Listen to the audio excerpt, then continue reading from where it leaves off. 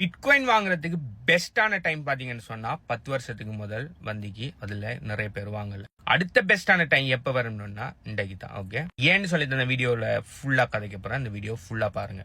Plus 10 வருஷத்துக்கு முதல் bitcoin பத்தி தெரிஞ்சிருந்தும் பிட்காயினை நீங்க வாங்காத, அதாவது பிட்காயின் பாத்தீங்கன்னா 10 வருஷத்துக்கு முதல்லாம் $1 விட குறையதான். ஓகே, சோ அந்த டைம்ல நீங்க பிட்காயினை வாங்காம, அதாவது தெரிஞ்சிருந்தும், எனக்கு பாத்தீங்கன்னா 10 வருஷத்துக்கு முதல் பிட்காயினை பத்தி தெரியாது. ஓகே, நன்னும் ரிக்ரெட் பண்ணி தரீங்க, ஏன் 10 வருஷத்துக்கு முதல் எனக்கு இந்த பிட்காயினை பத்தி தெரியலன்னு சொல்லி. ஆனா பிட்காயினை பத்தி தெரிஞ்சிருந்தும் நீங்க பிட்காயினை வாங்கலன்னா நீங்க எவ்வளவு பெரிய முட்டாளுங்கிறத இந்த வீடியோ ஃபுல்லா பாப்பீங்கன்னா உங்களுக்கு வழங்கும். பிட்காயின் இன்வெஸ்டர்ஸ்ல அநேகமா பாத்தீங்கன்னா 2 கேட்டகரி ஐசியா பிரிச்சிடலாம். ஓகே, ஒரு டைப் பாத்தீங்கன்னா ஐயோ நான் ஏன் லாபத்துல வாங்கலன்னு கதறாக்கள்.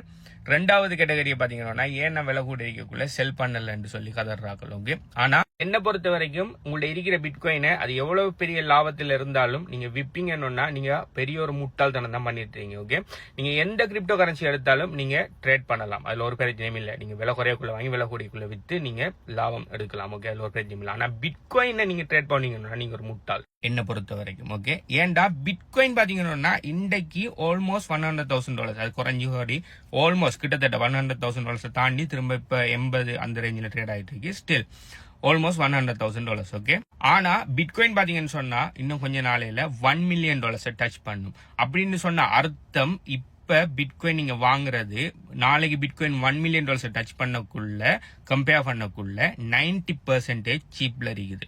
இன்றைக்கு நீங்க $1 கோடி நீங்க பிட்காயின் உங்கள்ட்ட இருக்குன்னு சொன்னா வாங்குவீங்கன்னு சொன்னா இன்னும் கொஞ்சம் காலத்துல பிட்காயின் 1 மில்லியன் போக்குள்ள பெருமதி கிட்டத்தட்ட 10 கோடி அவரத்தை நிக்க போறல, அது போயிட்டே தான் நிக்க போகுது. அது என்ன காரணம் நீங்க தெரிஞ்சு கொள்ளணும்னு சொன்னா நீங்க பிட்காயின் ஃபண்டமெண்டல்ஸ் எடுக்கணும்.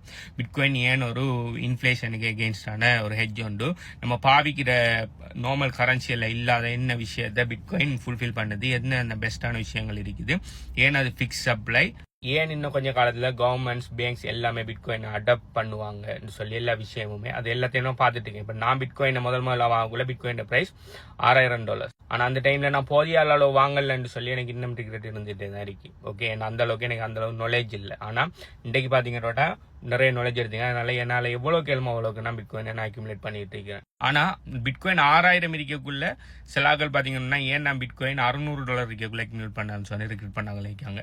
ஸோ ரிக்ரெட்டுங்கிறது கண்டினியூஸா நடந்துகிட்டே தான் இருக்கும். ஆனா பாத்தீங்கன்னு சொன்னா ஆனா எவ்வளவுக்கு நீங்க குயிக்கா பிட்காயினை வாங்குறீங்களோ அவ்வளவுக்கு உங்களுக்கு நல்ல நீங்க நல்ல சீப்பா வாங்குவீங்க. ஆனா என்ன இருந்தாலும் இந்த உலகத்துல இருக்கிற எல்லாருமே ஒரு கட்டத்துல பிட்காயினை வாங்கி தானும். எல்லா கவர்மெண்ட்டும் அவங்களோட ஓன் ட்ரெஸ்ட்ல பிட்காயினை ஹோல்ட் பண்ண தான் போறாங்க, எல்லா பேங்க்ஸும் ஹோல்ட் பண்ண தான் போறாங்க. பிட்காயினை வச்சு அவங்களோட லோக்கல் கரன்சியில பிரிண்ட் பண்ணுவாங்க. பிளஸ் பிட்காயினை வச்சு நிறைய லோக்கல் கரன்சியில லென் பண்ற ஒரு கட்டம் உண்டு, வரத்தான் போகுது. ஆல்ரெடி அது நடந்துட்டு தான் இருக்குது. ஓகே, யூஎஸ்ல இப்ப இருக்கிறது பிட்காயின் ப்ரோ பிரசிடென்ட் நிறைய பிட்காயின் ஸ்ட்ராட்டஜிக் ரிசர்வ் எல்லாம் கொண்டு வந்திருக்காங்க.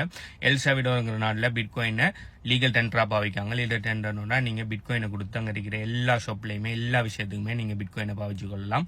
பூட்டானுங்கிற நாடு பிட்காயினை கவர்மெண்டே மைண்ட் பண்ணி பிட்காயினை அவங்களோட ட்ரெஷரியில சேமிச்சிட்டு இருக்காங்க. அப்படி ரஷ்யா பாத்தீங்கன்னு சொன்னா பிட்காயினை பாவிச்சா இன்டர்நேஷனல் ட்ரேடுகள் பண்ணிட்டு இருக்காங்க சாங்ஷன்ல இது சரி ஓவர் கம் பண்றதுக்கு.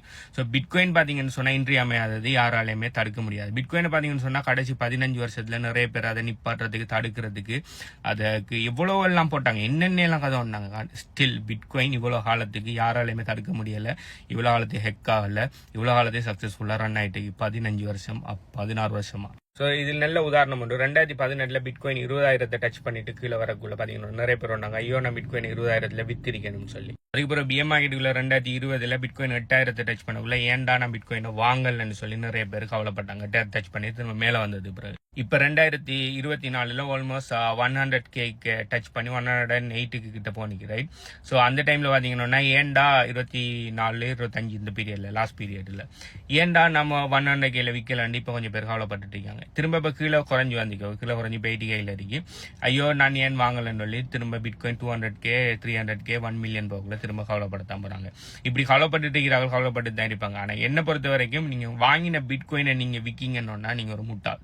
உங்களுக்கு பிட்காயின் வேல்யூ தெரியும்னு சொன்னா நீங்க கடைசி வரை விற்க மாட்டீங்க. ஓகே, இப்ப உங்களுக்கு ஒரு கோல்டு, இப்ப கோல்டோட பிரைஸ் இப்ப கிட்டத்தட்ட $2,000-3,000 இருக்குது. ஓகே, ஸோ உங்களுக்கு 10 ரூபாய்க்கு ஒரு கோல்டு, அதாவது ஒரு டன் கோல்டு இல்லாட்டி ஒரு சும்மா சொல்றேனே ஒரு பவுண்ட் கோல்ட் 10 ரூபாய்க்கு உங்களுக்கு இன்றைக்கு கிடைக்குதுன்னா நீங்க வாங்குவீங்களா இல்லையா? உங்களை இருக்கிற அவ்வளவு சொத்தையும் வித்து போட்டுனானே அந்த கோல்ட வாங்குவீங்க, ஏன்டா உங்களுக்கு அதோட வேல்யூ தெரியும்.